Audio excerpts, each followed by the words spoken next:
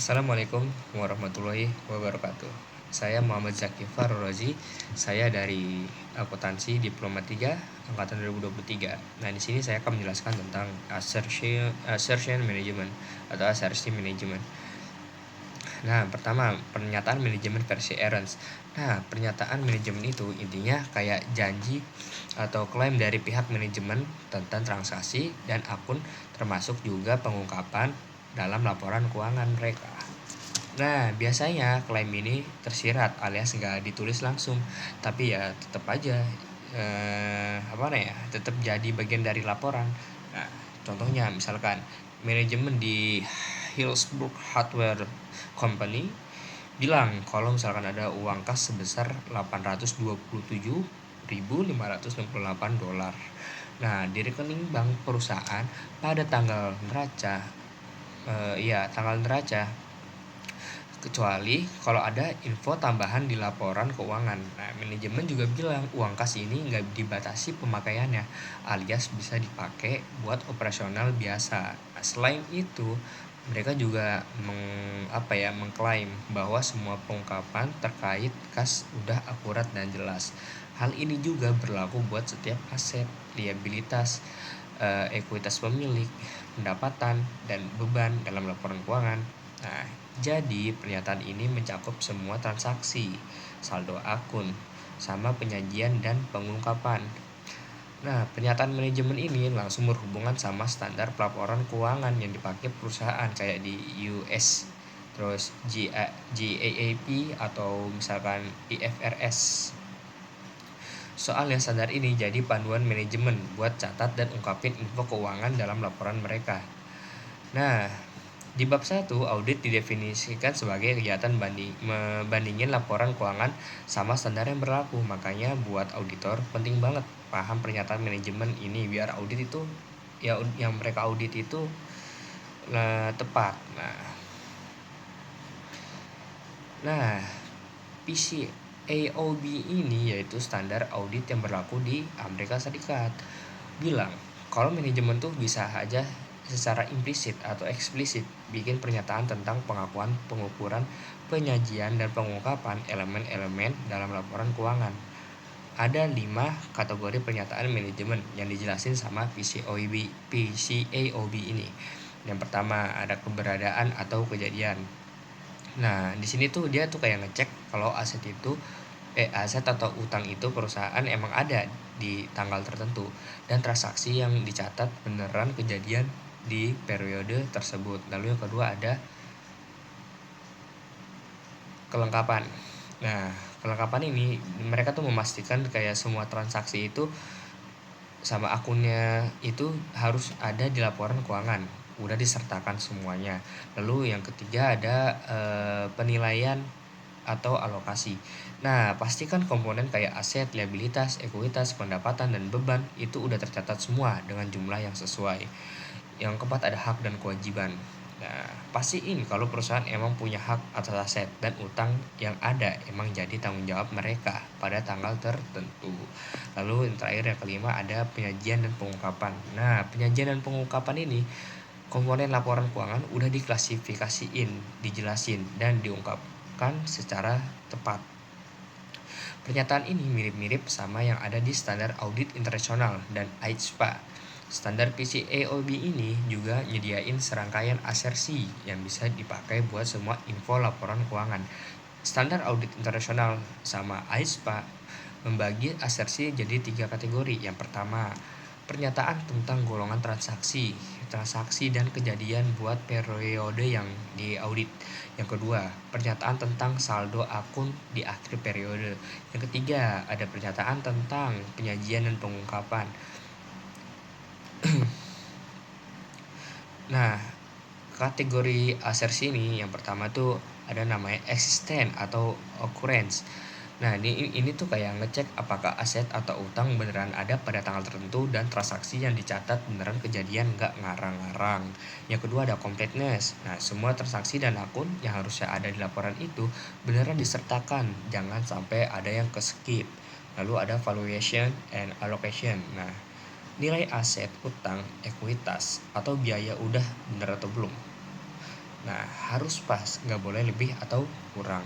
Yang keempat, ada akurasi. Akurasi ini pastikan semua angka-angka yang dicatat udah akurat sesuai sama transaksi yang ada. Nah, ya terus ada classification and understandability.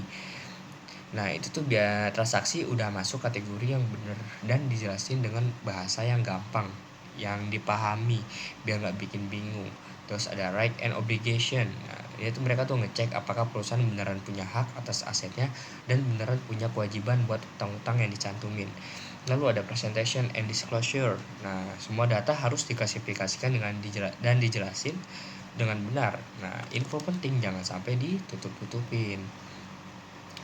Nah, standar audit internasional dan ISPA ini tuh pada dasarnya misahin asersi yang ada hubungannya sama transaksi dan asersi yang berkaitan sama saldo akun dan pengungkapan.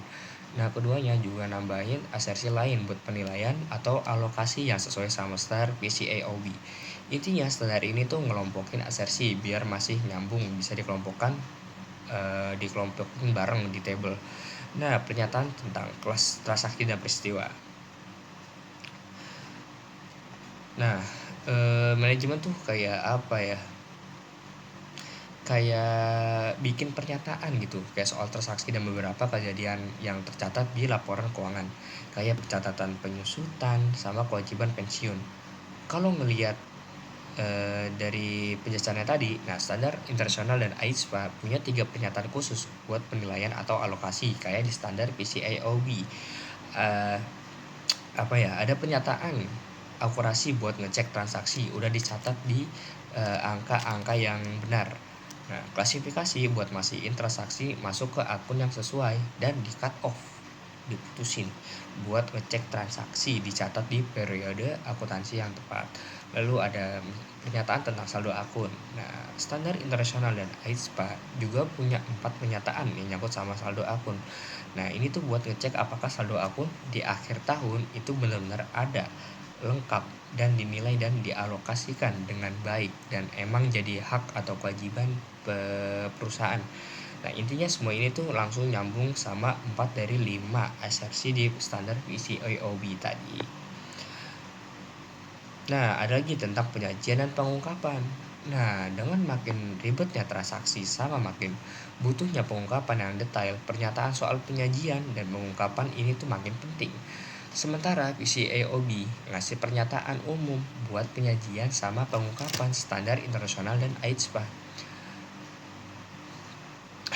Nah, standar internasional AISPA ini malah ngasih 4 pernyataan khusus. Nah, pernyataan soal kejadian sama hak dan kewajiban, right and obligation, nah tuh buat mastiin kalau peristiwa yang diungkapin itu benar-benar terjadi dan emang jadi hak dan kewajiban perusahaan.